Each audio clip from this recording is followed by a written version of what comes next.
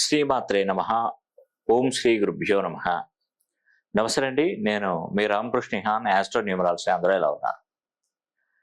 నేను చెప్తున్నటువంటి రాసులు ఎవరైనా కూడా డబ్బును అప్పుగా ఎవరికైనా ఇస్తే మళ్ళీ జీవితంలో తిరిగి రావండి. అవునండి, నిజమండి. నేను చెప్పేది, మీరు ఏదైనా డబ్బు మీ చేతికి ఏదైనా అందింది అనుకోండి, ఏదైనా రావాల్సిన అమౌంట్లు వచ్చాయి. ఇప్పుడు ఏదైనా స్థలము, పొలము, ఏదో ఒకటి, ఏదో అవసరం నిమిత్తం ఏదో అమ్ముకున్నారు, ఇంట్లోకి వచ్చాయి డబ్బులు. వీటిని ఏం చేయాలని చెప్పేసి వీళ్ళు ఏం చేస్తారంటే, కొంతమంది ఎక్కువగా ఆశ చూపెట్టే వాళ్ళు ఉంటారు. నేను 5 చొప్పున ఇస్తా, 10 చొప్పున ఇస్తా అని ఆశ చూపెడతారు.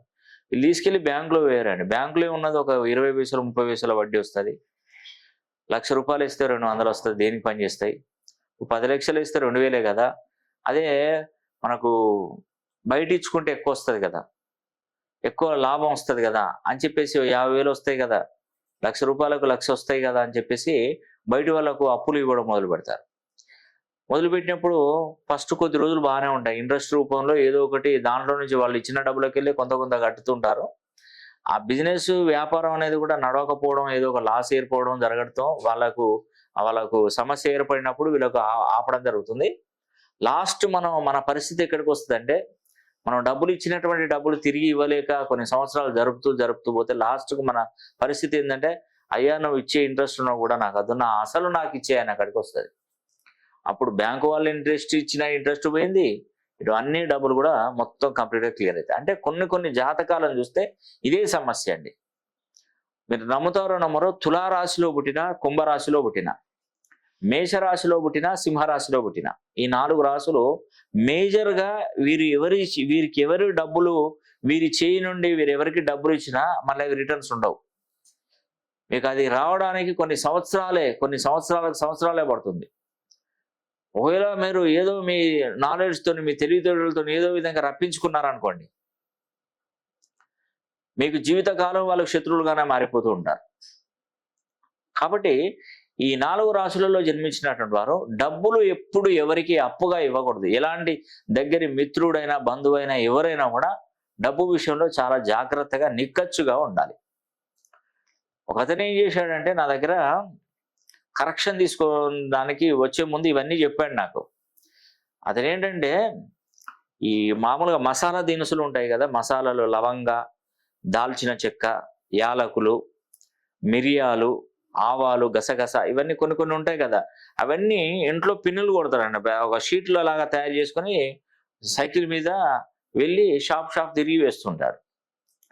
అతను ఏం చేశాడంటే, వాళ్ళ అత్తగారు ఇచ్చినటువంటి ఒక స్థలం ఉండే, ఒక 100 గజాల స్థలం ఉంటే అతను ఏం చేశాడంటే, అమ్మాయికి వివాహము చేయాలి కదా. ఈ రోజులలో మినిమం ఎంత లేనికున్నా కూడా ఒక 10 లక్షలు చేతిలో ఉంటే, ఏదో స్థాయిని బట్టి 10 లక్షలలో ఉన్న వివాహం చేయాలని ఏం చేశాడంటే, ఆ స్థలాన్ని ₹8 లక్షలకు అమ్మేశాడు.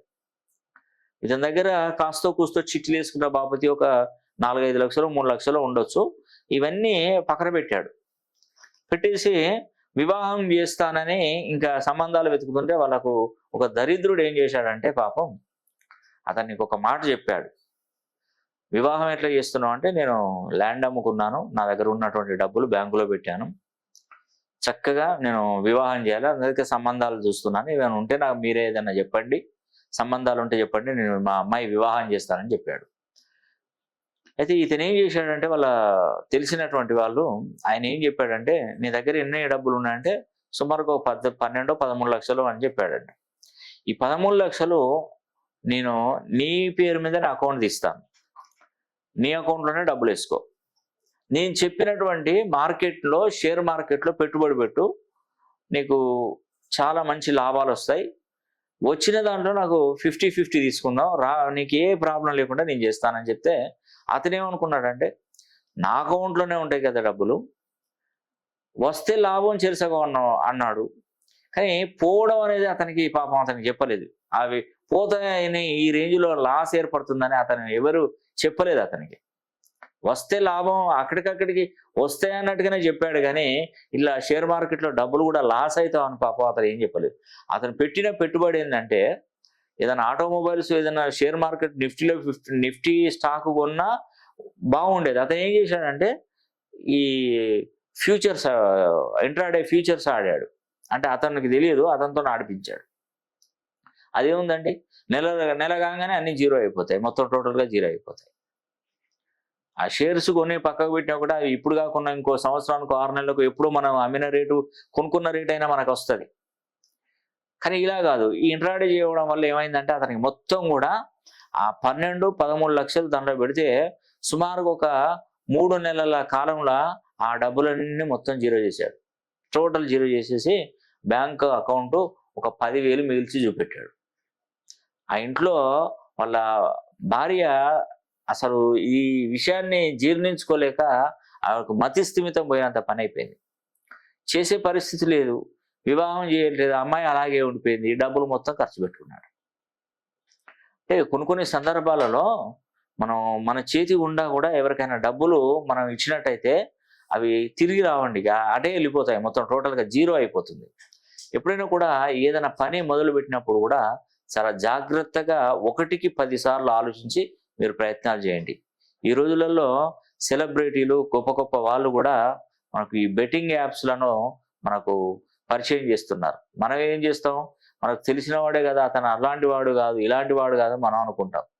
అతను రికమెండ్ చేస్తున్నాడు కాబట్టి, అతను మంచి వ్యక్తి కాబట్టి దానిలో పెడితే డబ్బులు వస్తాయని చెప్పేసి ఈ రోజులలో చూస్తున్నట్టయితే లక్షల రూపాయలు బయట నుంచి అప్పుల రూపంలో తీసుకొచ్చి బెట్టింగ్ యాప్లలో పెట్టుకొని పోగొట్టుకొని ఈరోజు తల్లిదండ్రులకు తెలియకుండా పిల్లలు చాలా ఇబ్బంది పడుతూ బ్రతుకుతున్నారు. వాళ్ళ చదువును కూడా నట్టేట ముంచి ఈ బెట్టింగ్ యాప్స్లలో ప్రమోషన్స్ ఇచ్చుకుంటూ వాళ్ళు కొంత డబ్బులు వీళ్ళు తీసుకుంటున్నారు, వీళ్ళకు జీవితాలు మొత్తం నాశనం చేస్తున్నారు. కాబట్టి నేను ఒకటే చెప్తున్నానండి, ఏదైనా కూడా మనం నెగిటివ్గా ఎప్పుడు కూడా మన పేరులో ఏదైనా నెగిటివ్ ఉందనుకోండి, ఎప్పుడు కూడా అట్రాక్ట్ చేస్తూ ఉంటుంది. ఏదో ఒకటి మనం చేయాలి, ఏదో ఒక విధంగా సంపాదించాలి, మన మనసును ఆందోళన చెంది మనకు అనవసరమైనటువంటి మార్గాల్లోకి మనల్ని నెట్టివేస్తూ ఉంటుంది. ఆ నెగిటివ్ వైబ్రేషన్ పేరులో ఉన్నది. ఆ పేరులో ఉన్నటువంటి, అందుకే నేను చిన్నపిల్లల తల్లిదండ్రులకు చెప్పేది అదే, మీ పిల్లలకి మీరు ఆస్తులు కాదండి సంపాదించేది, చక్కటి సంఖ్యాబలం ఉన్నటువంటి పేర్లను వాళ్ళకు నిర్ణయించినట్టయితే చాలా బాగుంటుంది, వాళ్ళకు భవిష్యత్తు బాగుంటుంది. మీరు సంపాదించట్లేదు, అయ్యో నా పిల్లవాడికి ఇది సంపాదించడం అది సంపాదించడం అవసరం లేదు. పిల్లలకి ఈ రోజులలో కావాల్సింది చదువు. ఆ చదువు వచ్చే విధంగా నేను మంచి న్యూమరాలజీ, ఆస్ట్రాలజీ ప్రకారం నేను కరెక్షన్ ఇస్తానండి. కాబట్టి నేను చెప్పేది, తులారాశిలో పుట్టినా, కుంభరాశిలో పుట్టినా, మేషంలో పుట్టినా, సింహరాశిలో పుట్టినా, ఈ 4 రాశులలో పుట్టినటువంటి వారు డబ్బు వీరి చేతి నుండి బయటికి వెళ్తే మళ్ళీ తిరిగి వచ్చే అవకాశాలే ఉండవండి, గుర్తుపెట్టుకోండి. కాబట్టి మీరు వీలైతే నేను చెప్పినట్టు ఫాలో కండి. మీ పేరును కూడా మంచి సంఖ్యాబలంలోకి మీరు మార్చుకునే ప్రయత్నం చేయండి.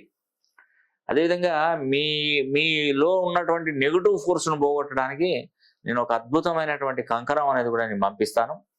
అది మీ గోత్రనామాలు, మీ డేట్ ఆఫ్ బర్త్ ఇవన్నీ కూడా నాకు పంపించినట్టయితే మొత్తం జాతకాన్ని స్టడీ చేసి మీకు ఎలాంటి కలర్ కాంబినేషన్లో కంకణం అనేది కావాలి, మరి నడిచే దశలు, అంతర్దశలు, రాశి, నక్షత్ర, లగ్నము ప్రామాణికంగా వాటిని చూసుకుంటూ జాతకాన్ని మొత్తం సవివరంగా మొత్తం స్టడీ చేసిన తర్వాత నేను 2 కలర్ కాంబినేషన్ కంకణాలను కూడా నేను పంపిస్తాను.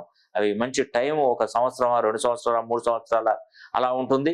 దానికి కాంబినేషన్ బట్టి మీరు ఆ కంకణాన్ని కనుక మీ చేతికి ధరించినట్టయితే నెగిటివ్ ఆలోచనలు కానీ, నెగిటివ్ ఫోర్స్ కానీ ఉండదు. అదేవిధంగా మీ పేరుని ముఖ్యంగా 270 డిగ్రీస్ నుండి 360 డిగ్రీ కోణంలో మీ పేరును ఆల్ఫాబెట్లో మార్చుకోవాలి. పేరుని ఆధార్ కార్డులో, పాన్ కార్డులో, పాస్పోర్ట్లో, సర్టిఫికెట్లో ఎక్కడ కూడా మార్చే అవసరమే లేదండి. జస్ట్ నేను చెప్పినటువంటి పేరును రోజు ప్రాక్టీస్ చేస్తూ ఉంటే చాలండి. అది నేను చూసేటువంటి పద్ధతులు అన్ని విధాలుగా చూస్తాను. Nameology, graphology, signatureology, pronology, Indian western numerology, Indian western astrology, ప్రశ్నాశాస్త్రం, హస్తరేఖలు, గవ్వలు, తాళపత్ర గ్రంథాలు, ఇలా అన్ని విధాలుగా నేను పరిశీలన చేస్తానండి. కాబట్టి సమస్య ఎలాంటిదైనా ఖచ్చితంగా మీ జాతకాన్ని పరిశీలన చేసినప్పుడు పరిష్కారం ఖచ్చితంగా దొరుకుతుందండి. పరిష్కారం లేకుండా ఎక్కడ ఉండదు.